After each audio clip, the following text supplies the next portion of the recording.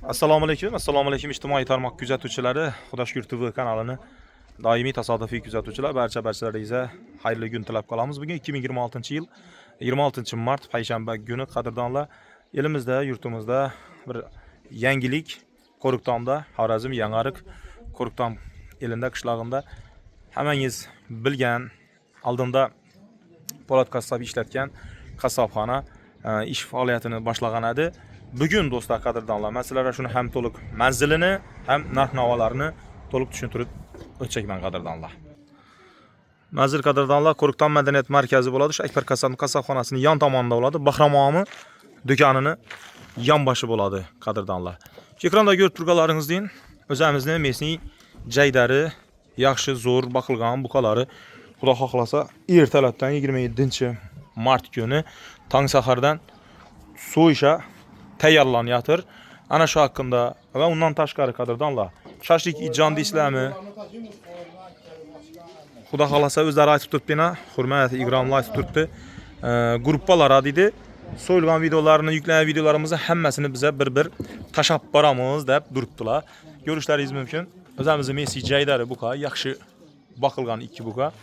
Xudo xohlasa ertanginde nechik yangilik qilyaptir desangizlar qadrdonlar, men hamisha sizlarga yangilik bilan yuzlanaman. Imkon qadar yangilik qilishab bo'lsa bo'lsin, xalqqa bo'lsin, Qo'riqtomlar uchun, o'zimizning yildoshlarimiz, yurtdoshlarimiz uchun bir yaxshi yangilik qilajak ekanlar. Ertalabdan boshlab shu ko'rib turgan ekrandagi o'kizlarni go'shtini 110 ming so'm har bir kilosini narx qo'yib turibdilar. 110 ming so'mdan gapning qisqasi kanalda go'sht bo'ladi deb turibdilar. O'zlari bilan suhbatlashdik, o'zlari aytdina, hurmatlikni o'zi aytdi. Shunga qarab, Xudo xohlasa qadrdonlar. Hurmatbek.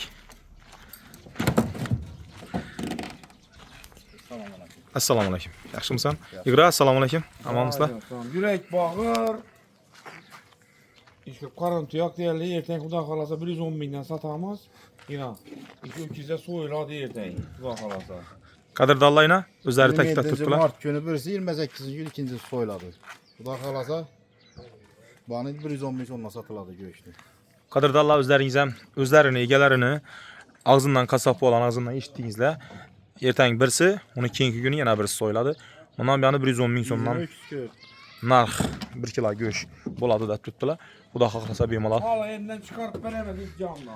Kelaverasizlar, xohlagan joyidan ijonni chiqarib beramiz deb turibdilar qadrdonlar. Tek hammasi bor, shashlik ijjon. Qadrdonlar, ertalabdan 27-mart kuni muborak juma kuni bemalol arzon go'sha Xudo xolasa mana shu buqani go'shtlarni kelaverasizlar. Videoni sho'rnasha ko'rganlaringiz uchun ammalaringizdan Alloh rozi bo'lsin. Bir like'larni bosing. Iltimos, izohlarda o'z fikrlaringizni yozib qoldirishni unutmang. Ertalabdan go'sha kelaverasizlar.